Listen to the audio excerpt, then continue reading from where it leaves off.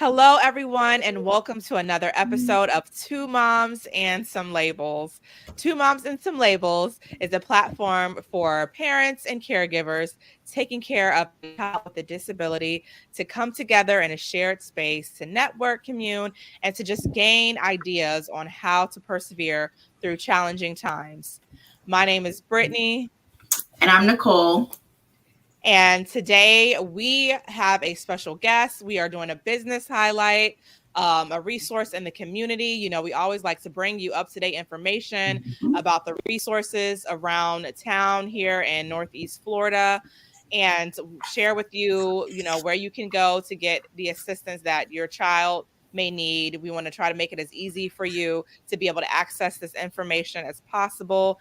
And so with us today, we have our guest, Jill, and she is with Partnership for Child Health, but I'm going to let her go ahead and take it away, introduce herself, and, let us get into this business program that she is going to talk about with us today.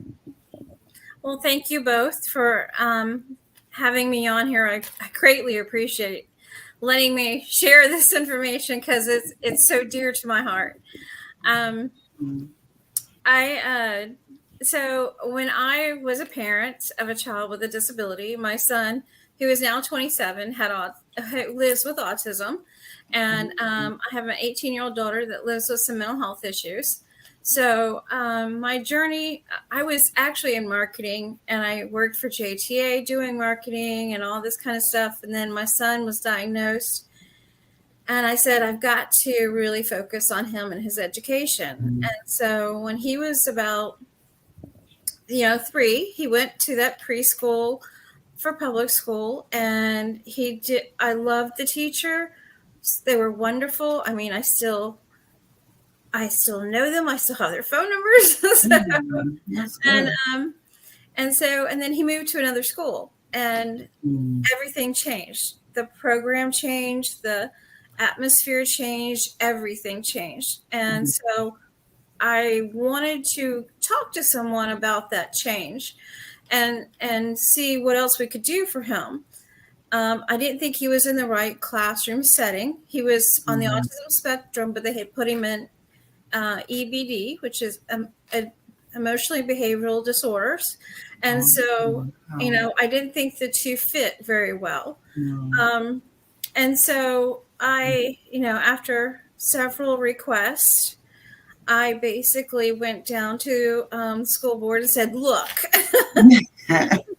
I'm a mother here who's in pain because my child is not doing well. And so, I set up a meeting and I explained my side. But at the time, someone had come to me, another parent, and said, have you ever read IDEA? And I said, well, what is that? And they said, it's the Individuals with Disability Education Act. And I said, no, how can I find it? And so I went to the Florida Department of Education and found it and started reading it. And then I understood my rights as a parent, what I can request and what I can do and those kinds of things. So I got him support, and he moved to another school, was doing very well. And parents started coming to me asking me, well, how did you get that? And I said, well, there's a little law called IDEA. And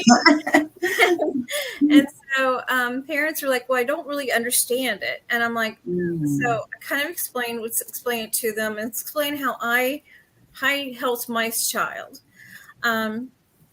So I started actually, because of that, working for the Parent Training and Information Center here. Every state has one. It's funded through IDEA. It's I think it's a part C of it. And so, they are funded under that title of Individuals with Disability Education Act. And so at the time, the state of Florida had 2, which is what I was working for, which was Central Florida Parent Center.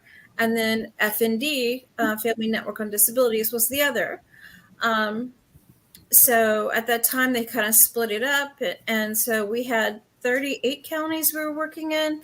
Wow. And we learned so much more, helping families. And then I started presenting, and, I was at those IEP meetings. I was on the phone with parents, helping them write letters to schools and all that kind of stuff. So fast forward a little bit. So when my son started doing really well, and after my daughter was born, and she was about, getting ready to go to preschool, I decided to go back to work. And so I ended up I actually ended up getting my ESC teaching certification. Wow.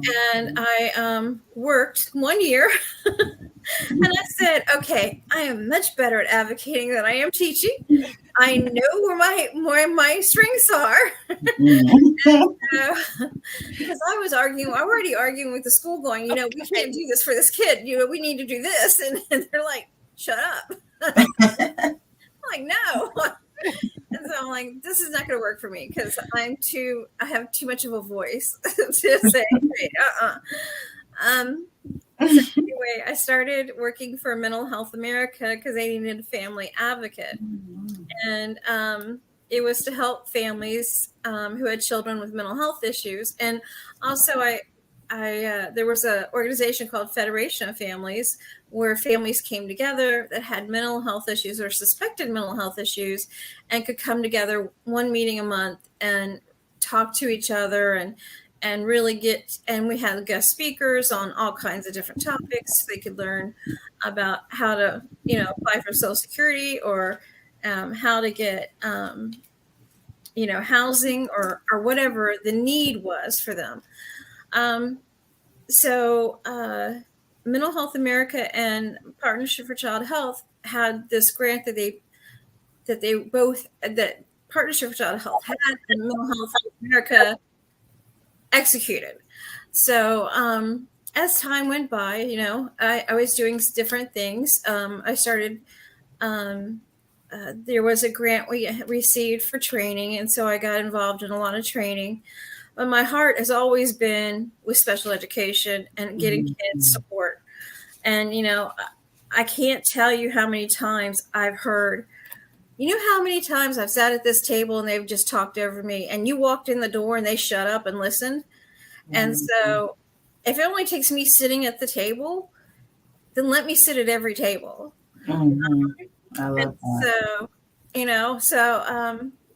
So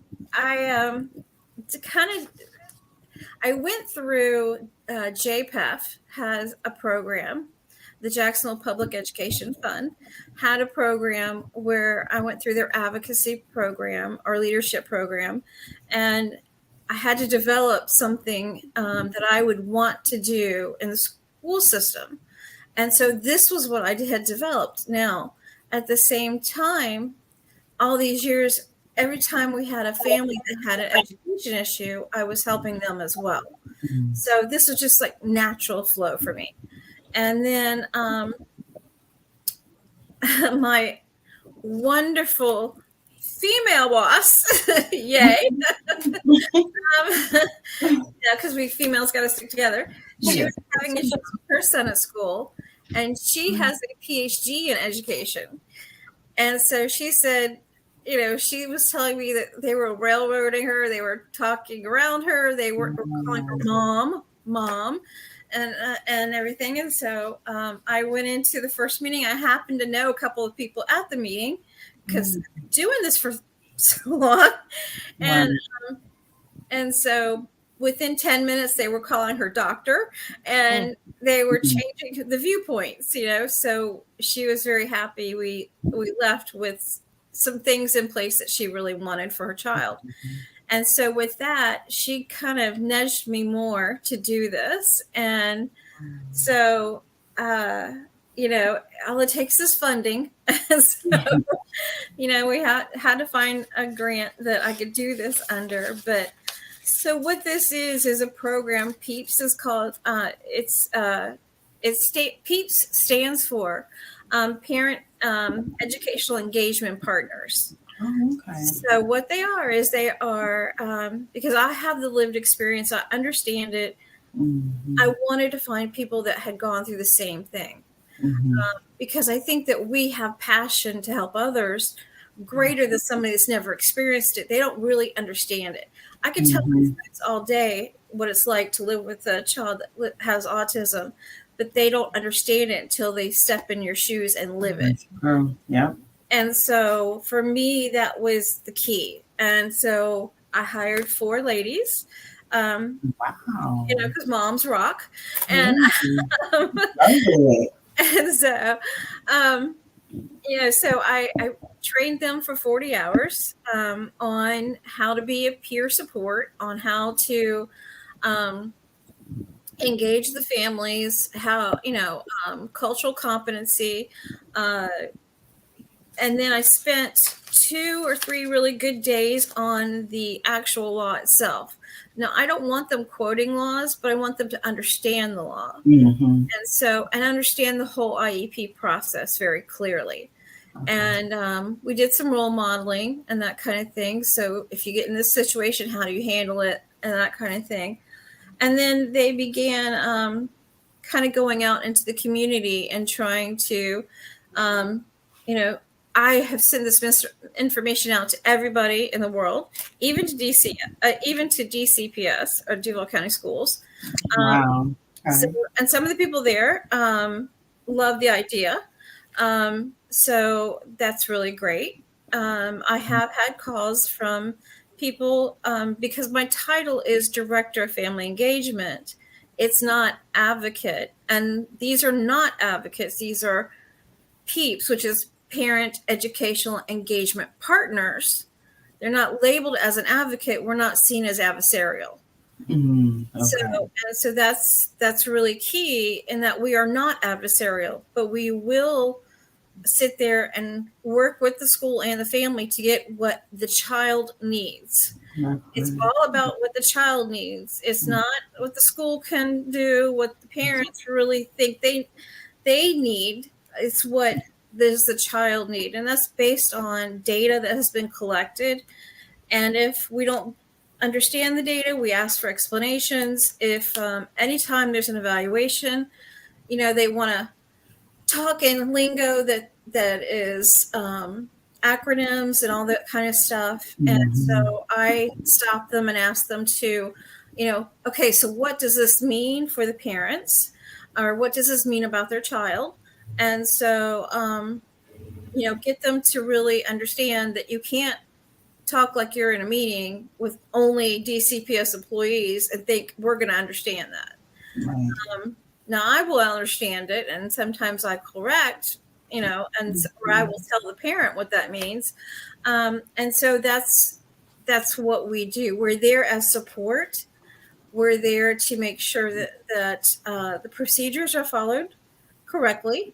We're also there to help the parents. Like I have families that all they need is a letter because they need to get an evaluation. So how do I write a letter that's going to get heard, understood, and get me a meeting to get an evaluation? Because once you get that evaluation, you then go, 60 days afterwards, you have a meeting and you go over the evaluation. And if they qualify for ESE services, which there's a couple things you have to do to qualify, then you will have an IEP. And then once they have that IEP, they can write it that day and make sure certain things are in it, that kind of thing. So we follow the families and we help them. So in the process of working with the families, my thing is, I'm stealing this phrase from Federation of Families. It's we do for, we do with, and we cheer on. So I'm going to help you and do this for you. Then I'm going to teach you how to do it for yourself. And then I want you to go do it. And I'm going to observe you doing it. That's amazing. And so then they can go and help another family.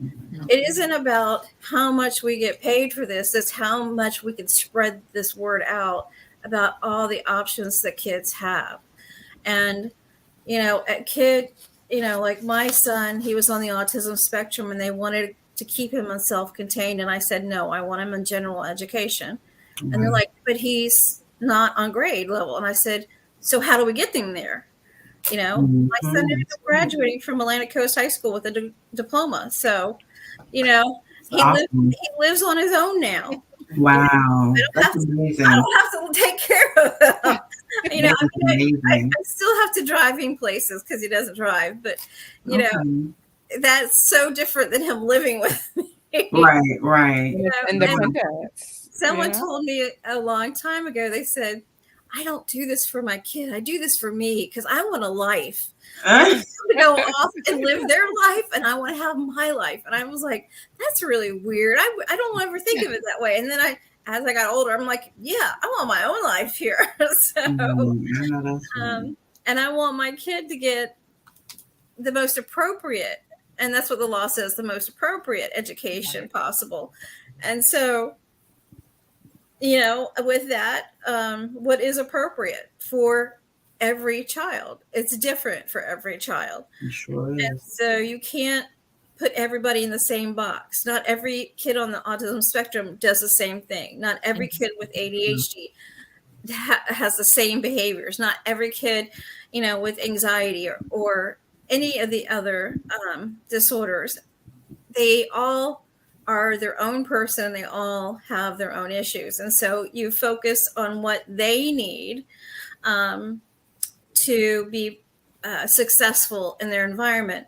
And if that is, I just need my kid to learn how to go to the bathroom and tie his shoes. Well, you won because you got that done. And so everybody's at a different level. It's not, everybody's not going to do the same thing.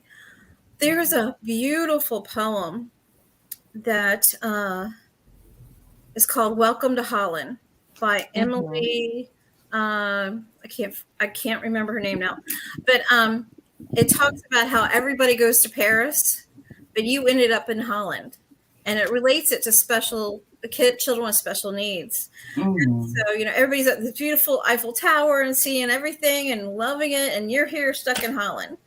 But then you realize Holland has these beautiful tulips, and it may take 10 years, but your kid finally says hello or I love you, Mom. And that is it takes your breath away. And so if you're in Paris and your kid says that, you're like, okay, that's what you're supposed to say. But you don't really enjoy the little things in life, So I think it's really important to really take those little steps that kids do have and really make it a big deal to them. I mean, and to the whole family, because I know every time my son was, having success, we were, like, hey, good job. All right. And that kind of thing. Now I still did it with my daughter because I naturally was doing it with my son. And I think she's learned a lot faster because I think I was already breaking things down for my son that she just automatically picked up on it and then kept going. So, it was easier for her to learn because I was already breaking things down for him, like, steps at a time. My bathroom for 3 years had stickers on the toilet, pull down your pants, wash your, stickers for washing your hand and all that kind of stuff.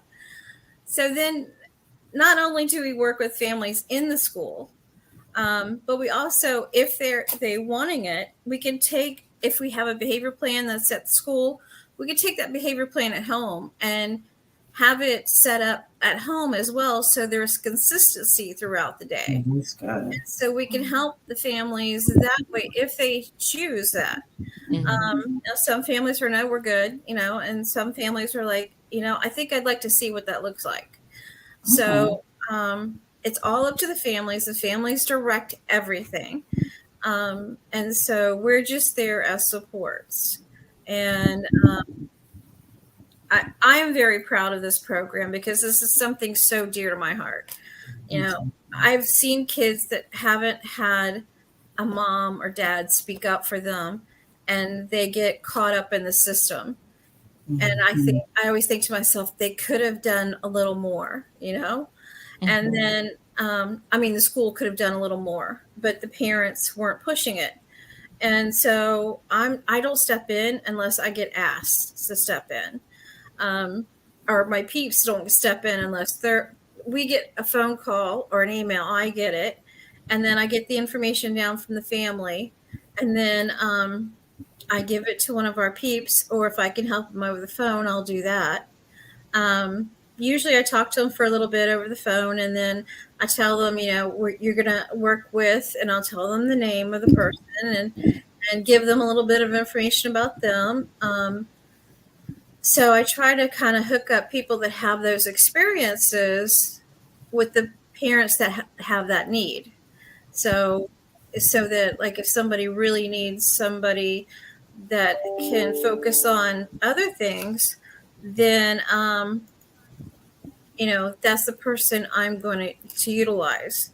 So I don't want somebody going in and working with hospital homebound that's never worked with it or doesn't know anything about it. And so each of them are really good in different areas. And so, and they stay on top of it. They really work with the families well. So with the behavioral part so that's something where one of your peeps, they go into the home after school and work with the families. Well, they don't really work with the families. What they do is they'll help set up the program. Okay. And show them how to do it, kind of thing. Okay. And so how do you end up getting the actual referral? Does it have to be, a referral from a doctor's office, from the school? The parents just get your information? Families just pick up their phone and call me or email me. Okay. So that's all they have to do. Now we try to stay focused in Health Zone 1 and Health Zone 4. But I always say, if a parent calls me, I'm not going to turn them away because they don't live in the correct zone. I'm always going to talk to that family and walk them through it or help them through it. I have it, this is my great passion in life. And so I'm always going to help a family. But, our grant says Health Zone 1 and Health Zone 4, which is like the, and the reason being is that we did research and found that those areas had the least amount of parents attending meetings. And so we wanted to kind of know why. Was it that they didn't? Because I know when I first started, they said, we're going to have an IEP meeting. You don't need to come if you don't want to. So they may have been told that, and they've just not known how important it is. And so, or, they just, what is the reasoning behind it? And it could be many different things. It could be, they only do it during school hours, and I've got to work. I can't do that. Yeah. But there's alternatives where you can do it, through online. You can do it over the phone. You can, that kind of thing. So we try to explain the whole process to the families. So it's because it is such a long process, and you got to hit every step just right. And sometimes, the way that it's like they word it to the parents will make them think like, oh, okay, I don't need to be there. They have everything that they need, so it's a matter of the parents really understanding the importance of the meeting and what is actually being discussed, because they don't really go into detail all the time about everything that's going to be discussed. And so that's where, the confusion may come in, and the parents, they end up, missing the meeting and missing that opportunity to be involved and advocate for those services for their child. Right. So that is really important. And then when you were talking about Health Zone 1 and Health Zone 4, can you tell us what Health Zone 1 is and what Health Zone 4 is? I can tell you what Health Zone 1 is because I have that written down. Okay. That's 322-02, 04, 06, 08, 09, and 54. So we're talking about over like by Shands, UF Health Shands area over there, and off then of a 8th little bit, Street, and I think over a little more Main, west like a too. little bit North Main Street, and maybe like a little bit Edgewood area. Yeah. So Health Zone 4 maybe might be the east side, maybe. Yeah. Is what I'm thinking, is what it sounds like, if we, are talking about those zones. Right. And parents can call me and say, hey, I live here. And I'll say, well, you don't really fit our program, but what do you need help with? Okay. If it's something that we can do quickly, or I can tell them exactly how to do it. There's some families that I just send them a what I call a form letter that I have written up about getting an appointment, getting a meeting with the school to address the issues. So, and then I tell them how to write it up, and then I will email it to them with the people at their school and the district, their emails, how to include on that email that they send out that letter with. So I'm not going to turn anybody away. And then if they call me back and say, hey, look, I'm not getting any response, I'll pick up the phone and call, district, and I'll say, hey, this is Jill. We got a family. I need somebody. Who do I need to talk to get this ball rolling? Sometimes I'm heard, sometimes I'm not, but for the most part, parents get meetings right away. So, and it's really funny that, like I said before, I don't know if I said it when it started recording, but I'll go to IEP meetings and families will tell me what a difficult time they've had. They're not explaining things. They if they say something about their child, they just blow it off. The school system doesn't really pay attention. I will go and I will just sit down in the meeting, and all of a sudden they're listening to the family. And I'm like, that's all it takes is me to sit there. Hey, I'm happy, to do that. Yeah. But, a lot of times I'm also going to prep them before we go to the meeting to say, okay, when you get overwhelmed or when you start to feel upset, tap me on the leg and I'm going to say, excuse me, we need to step out for a few minutes to talk about some things. And so then we get the person to collect, the parent or the caregiver to collect themselves, get refocused and come back into the room. Sometimes you just need to do that. I mean, with my kid, I'd be there crying when they were telling me all these horrible things about him. And I'm like, you can't say one nice thing. Right. And so let's start with the nice things, the great things the kids can do, because every kid can do something great. Right. And so I looked it up. And so Health Zone 4 is actually like the West Side area. Okay. Yeah, so what major? 32210, 32222, 32244, 32221. So that's like all of the West Side Lane. Right. Yeah, 103rd. Yeah. It's that area. And like Jill was saying, the zone over there, zone 1 is over by UF Health Shands area. And I work in health. My office is in Health Zone 1. Okay. So if they need to come to the office for any reason, or if I need to go to them, we need to go to them, we are able to do that. So it's what works best for the family. The family is the key. Yeah. The child is the driver. And the service is free for the families, right? Yes. Okay. It's completely free. So you hear that? Free service for you families. Free service. So I help you with your child's IEP. And I've been doing it for over 23 years in the state of Florida. So I do have some knowledge behind me.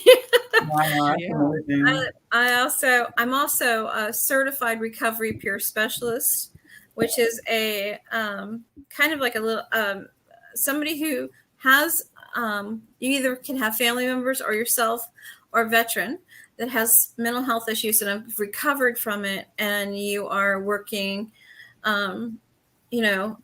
working in recovery. You're always, I'm always checking myself, always making sure I'm okay. So I have kids with mental health disorders, and I myself have mental health disorders, and we are all in recovery with them. And I call my son in recovery because, for the most part, he lives on his own. There's some issues still with behaviors. He doesn't want to cut his hair, and it's like this, and so.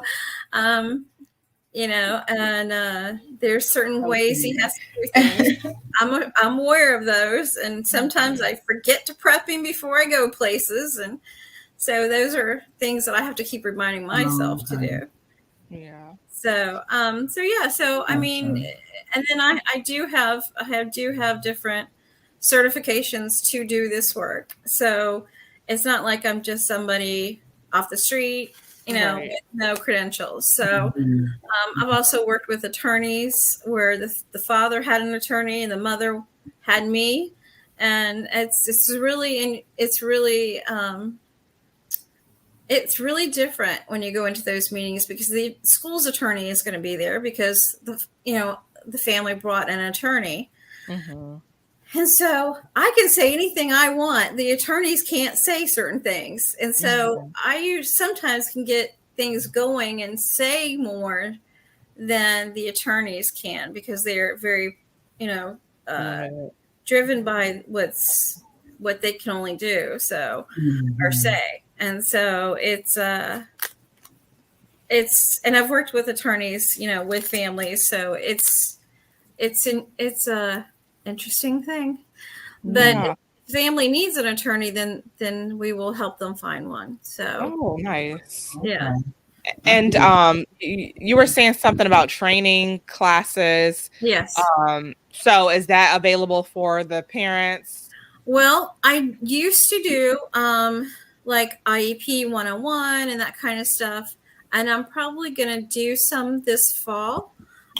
So I will probably send you guys the information, and you can put it out. I just have a huge, email list that I send things out to, and then I might have it at the Kids Hope Alliance if I can work with them. I've done some trainings there before, and that's on a Philip Randolph, or someplace else, maybe virtually, if that's what everybody is wanting. That way they don't have to leave the house, kind of thing. Right.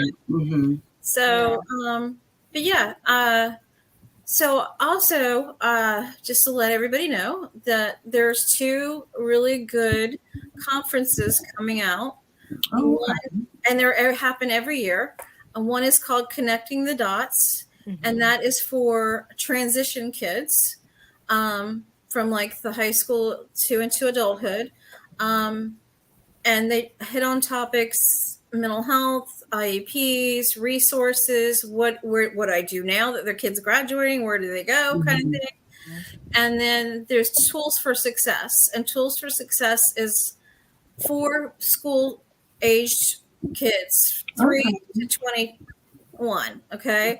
So, and then there's, they talk about IEPs, and there's vendors at both of them that hand out information. I'm always there. I'm always at both of them. My son is actually one of the, he donates to those conferences because that's where I learned everything. The first conference I ever attended was Tools for Success. Wow. And I learned so much from that I wanted to start giving back to it. And I got involved with it and got on the committee. And I've been on the committee for, I don't even know how many years now. But, and then my son started donating to it so it could continue to go. And it's a small amount, but it helps. Every little bit helps, because they have to do it through donations and those kinds of things. But those are two conferences that I highly recommend families to go to. They learn a lot at them. Tools for Success is usually like in February. And then Connecting the Dots, I think, is usually in November. So they're really good conferences to go to. And then there's a state conference that it's free to everyone. It's in Orlando, and you can it's called Family Cafe, and they have amazing courses there, and I speak there too. So so I travel around and do trainings and presentations all over the place. So I enjoy doing that part of it too. So I'm a big fan. It's like, hey, my acting bug gets out when I get to present. Right. So, and then with the name JillH, I get the biggest laughs out of that. So, and then I bet you can't guess what my brother's name is. I'm like, Bill. And they're like, no. So yeah. So I make fun of myself and my name and everything because it's just you gotta have a good time doing it. Right. So you guys have any more questions for me? I don't think so. I think that was all of the questions. Okay. And so, just to did you have questions that you wanted to ask, Nicole? No, very informative, great information. But how do families get in touch with you? So I give my cell phone out to everybody. Wow. So my cell phone number is 904-376-5983. Again, that's 904-376-5983. And then my email is JillH@PCHJAX.org. Okay. So it's a little longer. But if they want to contact me there, again, that's JillH@PCHJAX.org. So they can contact me either way, and I'm happy. Just please don't call me at night. Right. Don't call me at 5 o'clock in the morning. Business hours. Business hours. Yeah. So, and so can they find a link? Is there a link to the PEEPS program on the Partnership for Child Health website? What you can do is you can go to the Family Engagement page, and my information is on there. Okay. So if they go to the Partnership for Child Health's website and they go to Family Engagement, my information is there, and also the list of trainings that we do is there as well. And and then we also create trainings for people if they want, like they like this training and they like a little bit of this training. Can we have them put together, but not, and I'm like, absolutely. Well, whatever we need to do, if that's what your group wants to hear, so.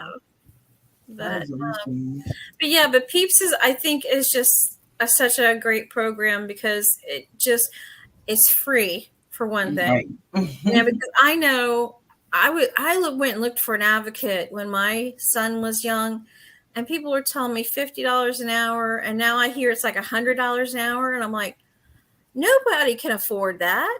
You just can't afford that, and you're already living with a child with special needs, so you already have to pay for so much more.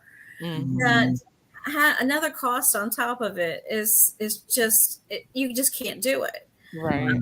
So this I think is a wonderful program, and we're there for support. Yeah. We're not there to tell the family what to do. We ask the family, what is your goal in this? Okay. What do you see as your top 3 or top 5 things you really want to get accomplished? In a perfect world, how would you like to see your child educated? And so we work with what they want. It's not what we want. It's what they want for their child and what's best for their child. So, and that's really important to me. And I would just say, as we go to wrap it up, and, Jill has shared her contact information on how you can reach her to get access to the PEEP program. and just, letting the parents know that, especially when you have a child that's nonverbal, it's so much harder, I know, for us to let go, or to let someone else try to say what our child is going to do or can do. And we have to be the voice for our child. And you talked about the Holland book, Coming to Holland book. And I think that is so important, because I know when my daughter was in public school, and we, we have our IEP and we have the meetings, and I'm talking to the therapist, and they're saying, oh, she's not doing X, Y, and Z, so we have to move on to this, or we're not going to do that anymore. Parents, this is why the program is there, because I know I would always say, I don't care if it takes her 10 years to swallow in 5 seconds. That's how long it's going to take. You're not going to rush me. You're not going to rush her. It is all on her and what she needs to be able to successfully, reach her goals, or whatever it is that, she desires. So don't let, the schools intimidate you and make you think that you have to just settle for whatever they tell you, because that's not the case. That's not the truth. Your dollars are being put into the school system, with your children going there. So you have the right to an opinion, to say what it is that you want your child to be receiving while they are underneath the schoolhouse roof. Okay. And don't let anyone tell you different. And we especially particularly want to reach out to those families in health zones 1 and 4, to let you know that this program is here and it's available. And please reach out to Jill so that she can help you and your child be successful.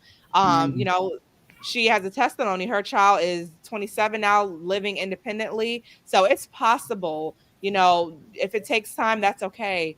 We have to just go with our child, and we know our child best, and don't let anyone tell you differently. And and it's a free service. Okay. It's a free service. It can't get any better than that. And trainings are offered. So, I just wanted to put that out there, and just end on that note, to let you know that you don't have to settle, and your child deserves, to have a quality life. And you are the parent, the advocate, or caregiver to help them be able to access that with your rights. Like she said, with IDEA, you have rights. And again, thank you so much, Jill, for just coming on and sharing this information in this wonderful program. I really hope that families reach out and, use this program that is available and free to you. Until then, thank you, everyone. I will make sure I post all of Jill's information on our page. Until next time, thank you so much for tuning in to another episode of Two Moms and Some Labels. We will see you all next